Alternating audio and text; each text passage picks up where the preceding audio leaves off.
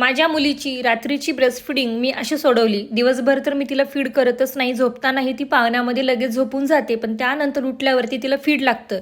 तर नेहमीप्रमाणे ती उठली. आम्ही बेडरूममध्ये लाईट्स वगैरे ऑन केले आणि तिला सांगितलं की दुधू छिची झालं आहे. पण तिला काहीच ऐकायचं नव्हतं. ती कंटिन्युअसली रडत होती. तिला थोडंसं डायव्हर्ट केलं. तिला प्रेमाने खांद्यावरती घेऊन थोपटवलं तरीसुद्धा ती ऐकत नव्हती. मग संदीप तिला खाली थोडंसं फिरवायला नेले आणि आणल्यानंतर तिला तिच्या आवडीच्या गोष्टी खाण्यासाठी आम्ही ऑफर केल्या. पाणी ऑफर केलं पण तिने काहीच नाही घेतलं आणि शेवटी मग प्रेमाने थापटूनच तिला झोपवलं. नंतर साधारण 3 वाजता ती परत उठली तेव्हा आम्हालाही झोप लागली होती. मग झोपेमध्ये मी तिला एकदा फीड केलं आणि दुसऱ्या दिवशी ठरवलं की आज तिला अजिबात रात्रीला फीड करायचं नाही.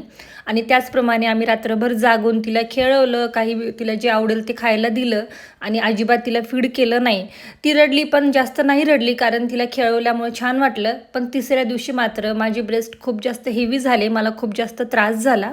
मग मी डॉक्टरांना बोलल्यानंतर डॉक्टरांनी तिच्यासाठी आणि माझ्यासाठी दोघांसाठी सुद्धा मेडिसिन दिली होती आणि त्यामुळेच माझी ब्रेस्ट फीडिंग मी टोटली बंद करू शकले. ती कोणती आणि कशी नेक्स्ट व्लॉगमध्ये सांगते. चला बाय.